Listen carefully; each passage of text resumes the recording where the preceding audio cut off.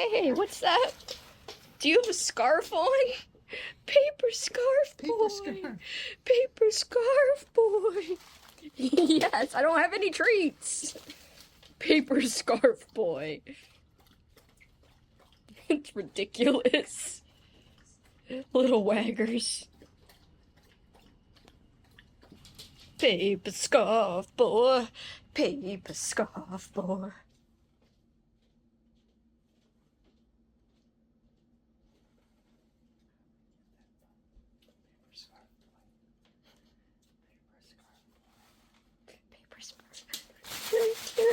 You're not even reacting. This little paper scarf.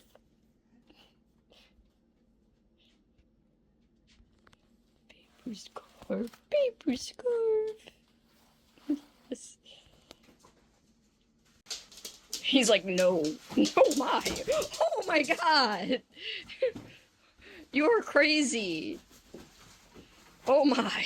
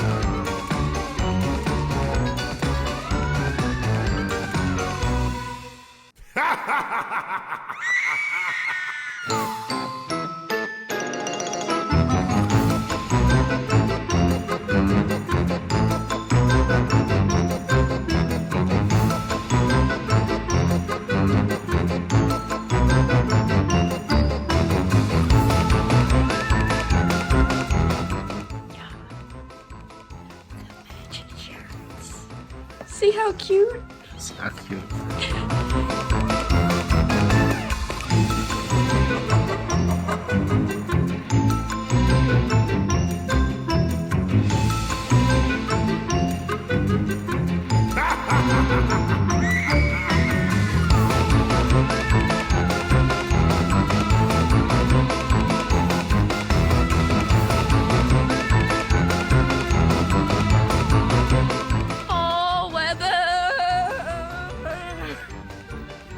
Oh, weather.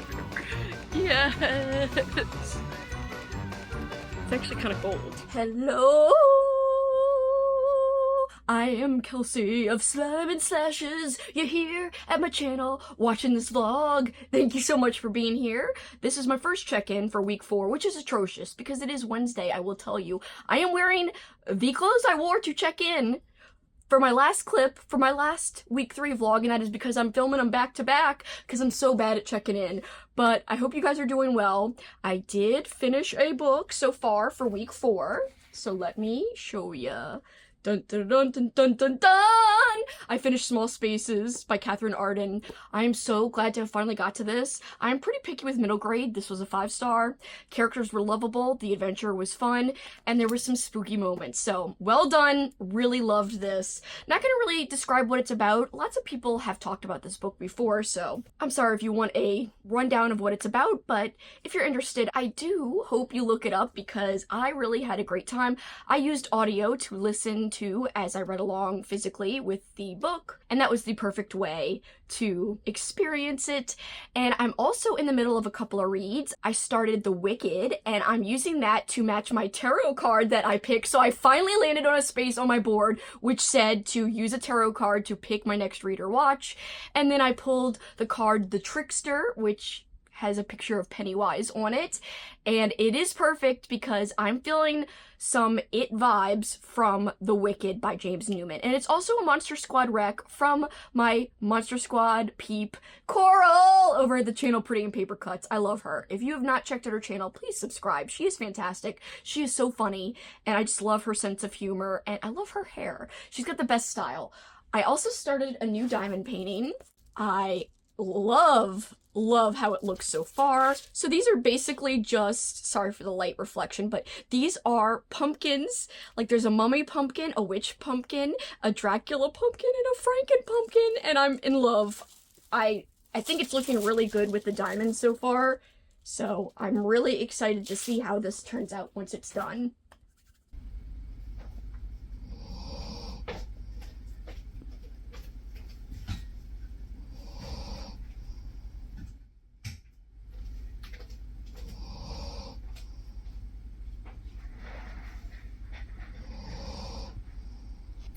Alright guys, I'm also in the middle of Scritch Scratch, which is another middle grade book.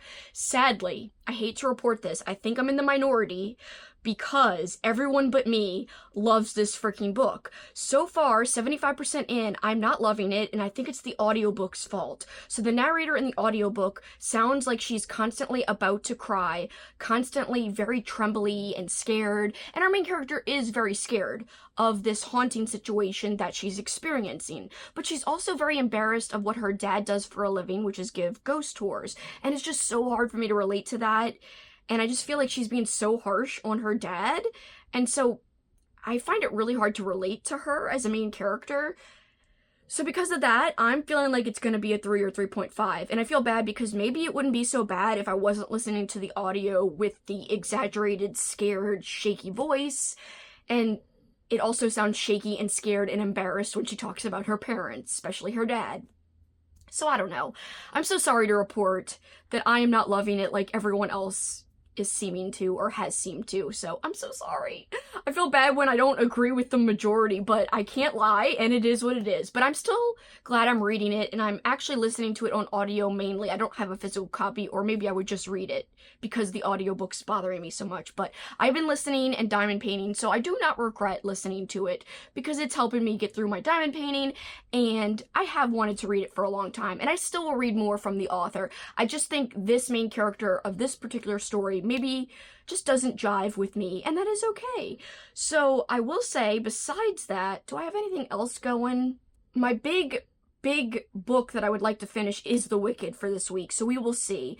I also wanted to finish Small Spaces, and that I got finished so quickly. Like, I started this on Sunday, and I think I finished it on Monday. So this was really easy, my first completed read of week 4, so other than that, I'm just living my life. Today it feels like freaking fall, and I'm so excited!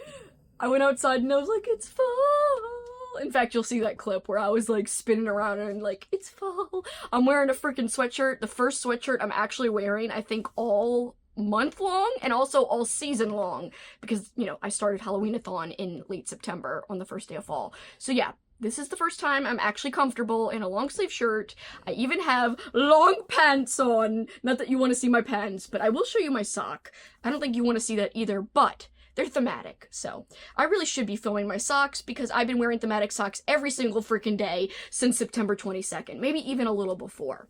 That's really all I'm up to in terms of books. For movies, I have watched 2. I watched Deadstream last night with Paul. We both thought it was okay. I mean, it was fun. I would give it a 3.5, maybe a 3. We'll see. I have to think on it some more. But the actor wasn't my favorite. Did he play the part really well? Yes. But I think he should have came off more scared when shit actually started to hit the fan. It's about a guy, a content creator, who tries to make up for something because he had to apologize for some scandal. And so he decides to do his first big video back by doing a live stream in a notorious haunted house. And things don't go as planned, clearly, because it's a horror movie. So I just feel like his tone when he's shooting like the regular parts of the videos to where he's in the haunted house and it actually is scared, his tone doesn't really vary that much between not scared and scared. So I don't really believe when he was acting scared.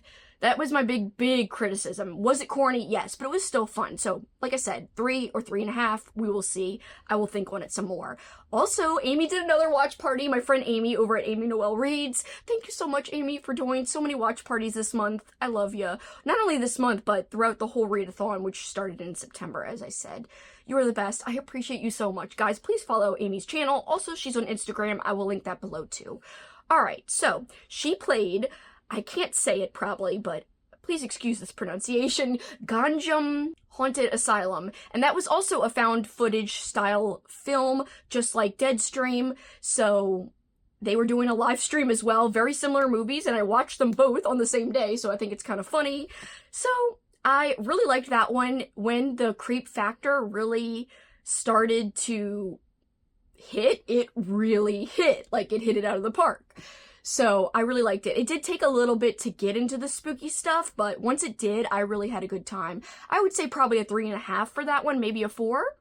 The dread was really palpable near the end especially, so I feel like because of the end, I could maybe even round it to a 4 because the scary parts did deliver. So that is all my progress. I'm not going to yammer on anymore. We'll just see what else I get up to for the next 3 or so days. So I'll catch you in another clip, hopefully sooner rather than later, but I ain't promising.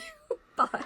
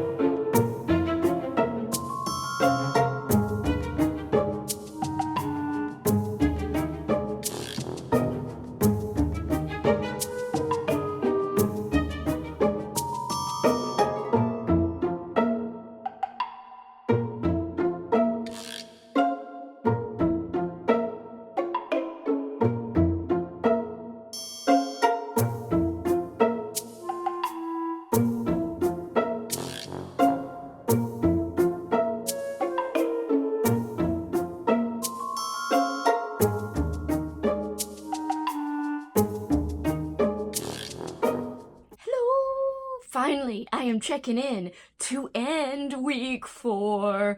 And it's been a while, and yet again, it is already into the next week when I'm doing my closing clip. But you know, what can you do? So last clip, the opening clip, I told you guys about Small Spaces, finishing that, and that I was in the middle of Scritch, Scratch, and The Wicked, and I was able to finish both of those books. I also was able to finish another book, well, start and finish another book on top of those two. So I will tell you guys about those. That would make 4 books total read in week 4, and I also watched 6 movies total in week 4. So pretty great progress. I have slacked off on my movie watching a little bit since week 4 has ended, unfortunately, sadly. Also, quickly, I have almost finished my diamond painting. There's just a little bit near the top where the plastic still is, and this little part in the middle here. But look how great it's looking so far. I'm very excited about it. It's great! So I should finish that, probably not this week, because for week 5, I'll tell you more about it in the week 5 vlog, but I'll be going out of town, so probably won't finish that till the very last week of Halloween-a-thon, but yes, that's a story for another day. So not only did I read a lot of adult and middle grade, I also read some picture books, including Simon and Chester's Super Detectives. I read a whole bunch more than just this one, but this was my favorite of all the picture books. And once the month is over, when I'm doing my final check-in in the very last vlog, I will show like a capture of all the picture books I read, probably in a little graphic, because there's so many. They were all so very cute, but this has definitely, hands down, been the cutest, and this is a sequel of sorts to Sir Simon the Super Scarer, which I read last year, and I do own a copy of that one. This one's from the library. I also have another Simon and Chester book, which I will be reading probably when I get back from my trip. So that's something to look forward to, but yeah, that hands down was my favorite. So I'm not including that in the books that I read this week, but yeah, I read a lot of picture books, so the total would be much higher than just 4 books if I were to include all of the children/picture books, because there have been many, and they've been so enjoyable and very thematic. So, dun dun dun, let's start off with some of the books. I loved The Wicked. It totally delivered. It's a newer book, as in like in the 2000s, but it feels like you're reading old school horror. So the author James Newman did a wonderful job at capturing that old school vintage horror feel. I loved it. Essentially, we've got this small town, and there is a very sinister presence taking over and influencing people to change, and he's this really gross looking dude with a beard, but I don't think he's a mere mortal man. I think he's something more. Anyway, loved it, loved it, loved it. It was wild. If you were looking for something that has that vintage feel, I think you might enjoy it, because it definitely had that. I'm ending on a 4.5 star rating, almost perfect, but definitely a standout for me. Next up, Scritch, Scratch. Unfortunately, don't have as positive things to say, especially because in my last check-in, I was telling you guys I wasn't in love with the main character's attitude, and the audiobook narration, that basically stayed the same throughout the whole book, except at the very end, there were some things that were rectified. The girl finally seemed to change her attitude about some things, and it made me bump it up about a half star. So I'm winding up on a 3.5, but it's still way far away from most people's ratings, which is usually around a 5 star or so when they talk about Scritch, Scratch. So I wish I would have read it physically. I didn't have a physical copy though to read physically, because I maybe would have read the character differently in my head, made her sound differently in my head than the audiobook narrator. She just sounded so shaky the entire time. It's like, come on.